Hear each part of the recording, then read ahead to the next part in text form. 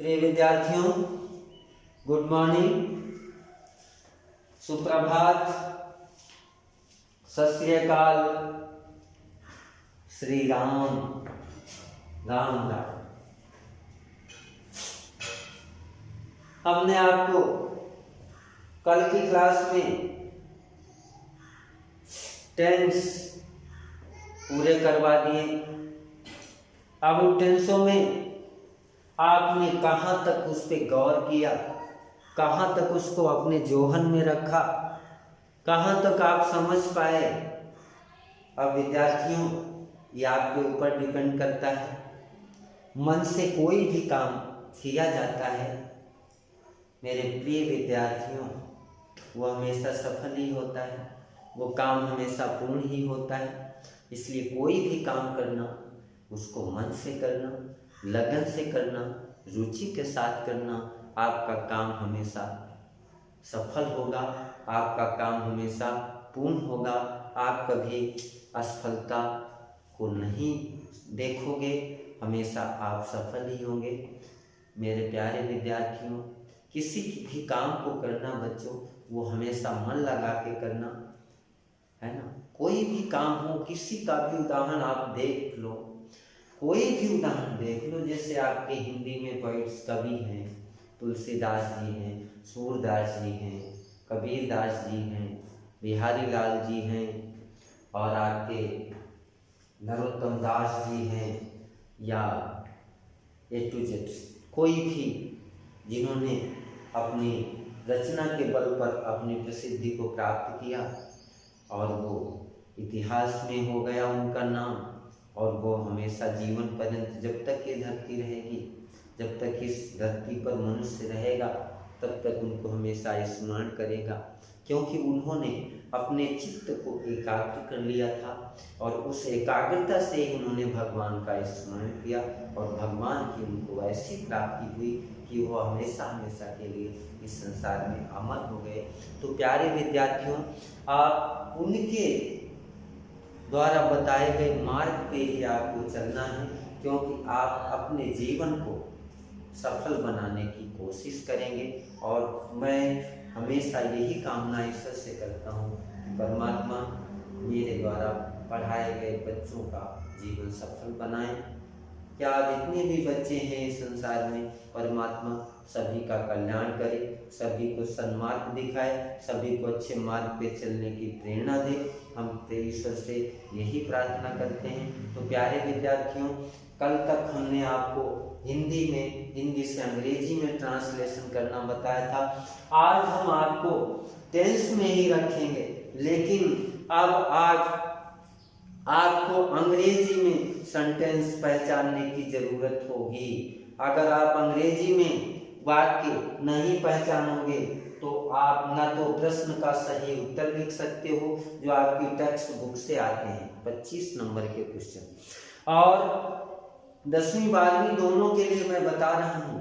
अगर आप प्रश्न दिए हुए प्रश्न में यदि आप टेंस नहीं समझ पाएंगे, टेंस नहीं क्लियर कर पाएंगे, तो उसका आंसर आप सही सटीक नहीं लिख सकते हो, उसका आंसर आपसे गलत भी हो सकता है, क्योंकि उसमें उस प्रश्न का उत्तर आपको टेंस के आधार पे ही, टेंस के अनुसार ही देना होता है। तो प्रिय विद्यार्थियों, जैसे देखना है तो टेंस ही, लेकिन अब तक हमने आपको हिंदी में पढ़ाया, लेकिन अब आपको अंग्रेजी में पहचानने की जरूरत है।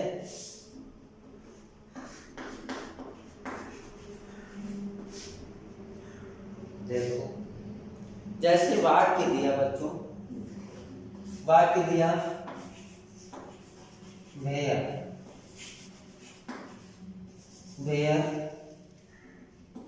डज ही लिव, ये आपका प्रश्न दिया। जैसे पैराग्राफ आ जाए, उसमें विवेकानंद जी के बारे में पूरा दिया हो, वो पैराग्राफ, जो पैसेज दिया हो, वो पूरा पैसेज विवेकानंद जी के विषय में दिया हो, तो उस पैसेज में से क्वेश्चन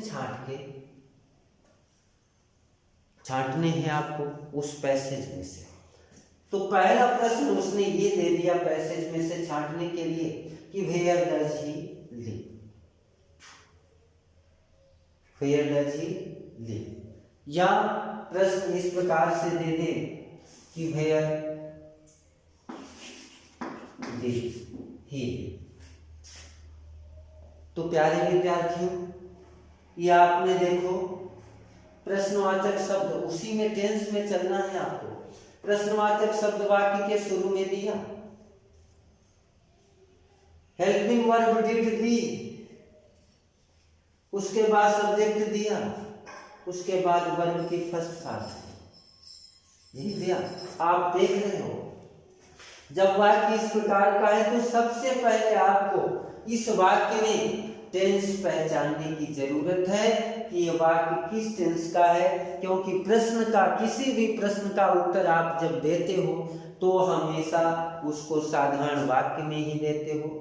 अब जब हमने टेंस पहचान लिया कि वाक्य में डिड को क्योंकि WH वर्ड दिया होगा तो WH वर्ड के बाद हेल्पिंग वर्ब ही दी होगी, क्योंकि प्रश्नवाचक शब्द के बाद में हेल्पिंग वर्ब का ही प्रयोग होता है और इस हेल्पिंग वर्ब के आधार पे ही आप टेंस की पहचान करेंगे और उत्तर देने के लिए आपको उस टेंस का साधारण वाक्य याद करना पड़ेगा कि उस टेंस में साधारण वाक्य किस प्रकार से बनता है। उस साधारण वाक्य के आधार पे ही आपको उत्तर देना है। इस प्रकार से बच्चों ये टेंस इसमें डिड प्रयोग हुआ। डिड का प्रयोग होते ही हमने ये जान लिया कि ये वाक्य पास्ट इंडेफिनिट टेंस का है। अब पास्ट इंडेफिनिट टेंस का साधारण वाक्य बच्चों किस प्रकार से बनाते हैं? साधारण वाक्य में हमेशा वर्ब की सेकंड फॉर्म का प्रयोग किया जाता है। अब जब आपने टेंस इसका पहचान लिया तो आप जब उत्तर उसका ढूंढेंगे उस पैसेज में तो उत्तर में आपको लिव्ड मिलेगा, वही आपके प्रश्न का उत्तर। क्यों? क्योंकि वेयर डिड ही लिव, वो कहाँ रहते थे। तो बच्चों जब इसका आंसर लिखोगे तो ही लिव्ड इन, अब वाक्य उस पैसेज में जो भी दिया हो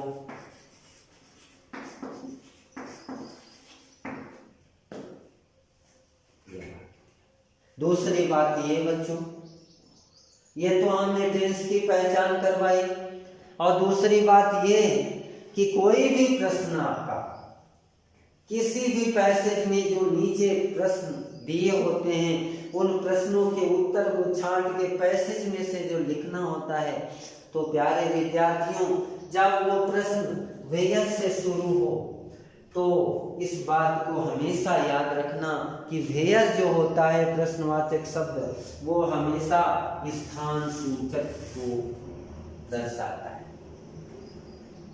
वेयर से शुरू होने वाला प्रश्न जब उसका आप उत्तर लिखोगे तो हमेशा स्थान सूचक शब्द उसमें आपको देना पड़ेगा।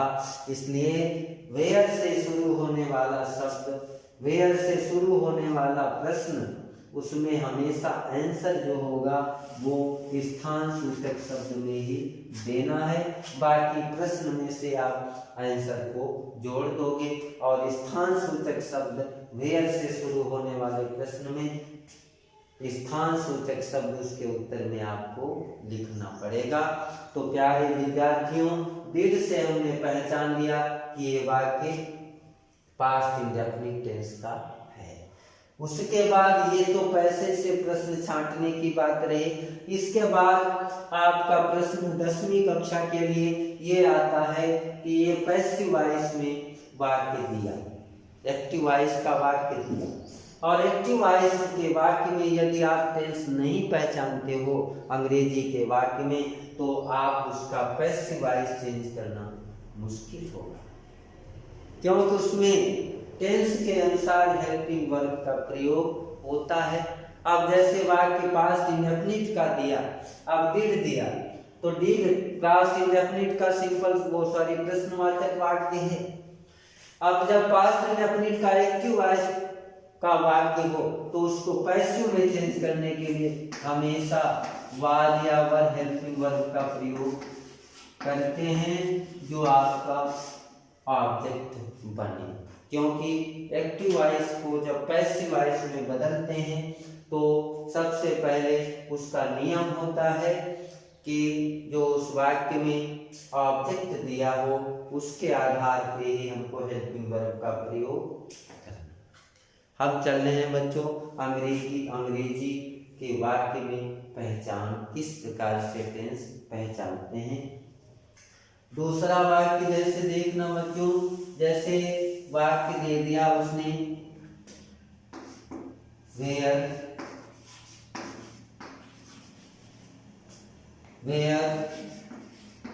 डज राम लिव या रीड, ये प्रश्न आपका है। जब बच्चों इसमें आपको टेंस की पहचान नहीं होगी तो इसका उत्तर आप अच्छी तरह से नहीं लिख सकते। टेक्स्ट बुक में जो टेक्सुअल क्वेश्चन आपके दिए होते हैं, टेक्सुअल होते हैं, एडिशनल होते हैं। मुख्य आपके टेक्सुअल क्वेश्चन होते हैं जो पाठ खत्म होने के बाद में दिए होते हैं, जो उस पाठ से, उस लेसन से ही रिलेटेड होते हैं। उन प्रश्नों के उत्तर उस पाठ के आधार पे ही आपको देना पड़ता है कि जो उस लेसन में जिसके विषय में बताया गया हो उसके अनुसार ही उसका आंसर आपको देना होता है। और उसका उत्तर देने के लिए आपको टेंस का आना जरूरी होगा, क्योंकि प्रश्नवाचक शब्द, प्रश्नवाचक वाक्य जो होगा उसमें जब तक आप टेंस नहीं पहचानोगे तो आप उसका सही उत्तर, सटीक उत्तर आप नहीं लिख सकते हो। बच्चों लिखा where does Ram read, Ram कहाँ पढ़ता है। अभी आपको मैंने बताया कि ये प्रश्न वेयर से शुरू हुआ, तो वेयर से शुरू होने के बावजूद इसमें आप स्थान सूचक शब्द उत्तर के रूप में लिखेंगे। दूसरी बात ये कि सबसे पहले हमको पहचानना है कि वाक्य किस टेंस का है। अब जब हमने पूरे वाक्य को पढ़ लिया, मैंने आपको बताया कि प्रश्नवाचक शब्द के बाद हेल्पिंग वर्ब दी होती है। प्रश्नवाचक शब्द के बाद हेल्पिंग वर्ब दी होती है। उस हेल्पिंग वर्ब के आधार पे ही आप टेंस पहचानोगे। और फिर दूसरी बात इसमें आती है, टेंस पहचानने के बाद आपको आंसर के विषय में सोचना कि जब प्रेजेंट इंडेफिनिट टेंस का है तो आंसर हमें इसका साधारण वाक्य में देना पड़ेगा, और प्रेजेंट इंडेफिनिट टेंस का साधारण वाक्य किस प्रकार से बनता है उस प्रकार से आप उसका उत्तर। अब प्रेजेंट इंडेफिनिट टेंस का वाक्य जब हिंदी से अंग्रेजी में बनाते हैं तो प्यारे विद्यार्थियों सब्जेक्ट के आधार पर वाक्य की रचना की जाती है। सब्जेक्ट जब एक वचन होता है तो क्रिया में यस या ईएस जोड़ देते हैं। सब्जेक्ट जब बहुवचन होता है तब क्रिया फर्स्ट फॉर्म में ही लिख देते हैं। तो इसमें बच्चों सबसे पहले WH वर्ड दिया, उसके बाद हेल्पिंग वर्ब दी, उसके बाद में आपका सब्जेक्ट दिया राम दिया।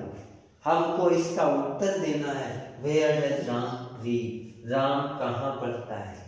तब इसका आप आंसर देंगे तो Ram Shastri senior secondary school में पढ़ता है। तो आप इसका जब आंसर देंगे तो आपको उत्तर में यही देना पड़ेगा कि Ram Shastri senior secondary school में पढ़ता है। तो राम देखो ये अब ये तो डज से आपने टेंस पहचान लिया।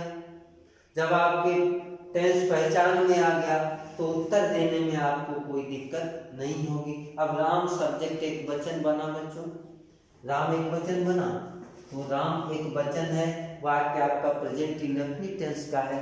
जब इसको साधारण वाक्य में उत्तर दोगे तो आपको क्रिया में यस जोड़ना पड़ेगा। नहीं समझ में आई बात? समझ गए ना बेटा? समझ में नहीं आए तो मुझे बता देना। राम रीड्स। आप बच्चों वेयर से प्रश्न शुरू हुआ, कोई भी हो, कोई भी पैसेज हो, उस पैसेज में यदि WH वर्ड से प्रश्न शुरू हुआ और WH वर्ड में अगर वेयर से शुरू हुआ तो आप आंसर में उस पैराग्राफ को पढ़ना। पैराग्राफ में जहां पर स्थान सूचक शब्द हो वही उसका उत्तर होगा बच्चों। Ram reads in Shastri senior secondary school,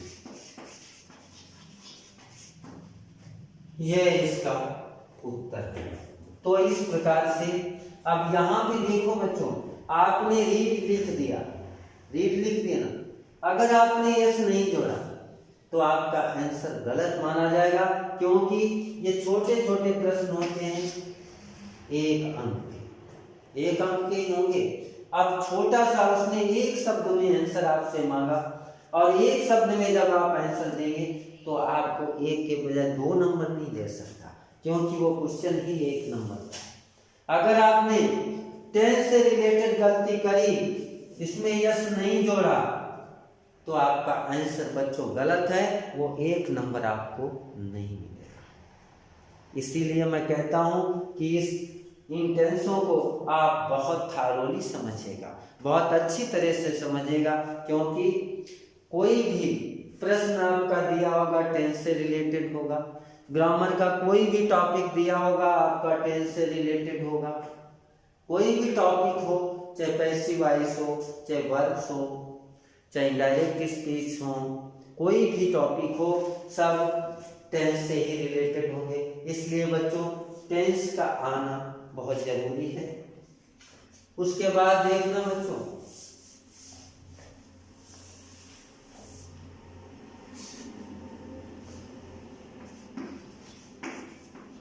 when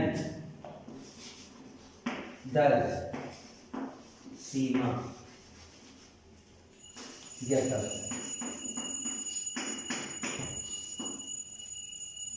ये क्वेश्चन दिया गया।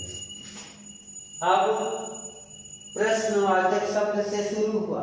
मैंने आपको बताया कि जब प्रश्नवाचक शब्द होगा वाक्य में तो प्रश्नवाचक के तुरंत बाद आपको हेल्पिंग वर्ब मिलेगी। हेल्पिंग वर्ब के आधार पे आप पहचान लोगे कि डज तो प्रेजेंट इंडेफिनिट टेंस की हेल्पिंग वर्ब होती है, इसलिए डज के आधार पे ये वाक्य प्रेजेंट इंडेफिनिट टेंस का है।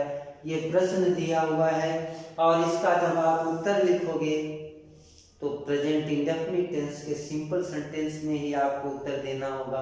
अब प्रेजेंट इंडेफिनिट टेंस का सिंपल सेंटेंस किस प्रकार से बनता है वो जब आपको याद आएगा, याद रहेगा, तभी आप इस प्रश्न के उत्तर को अच्छी तरह से दे पाएंगे।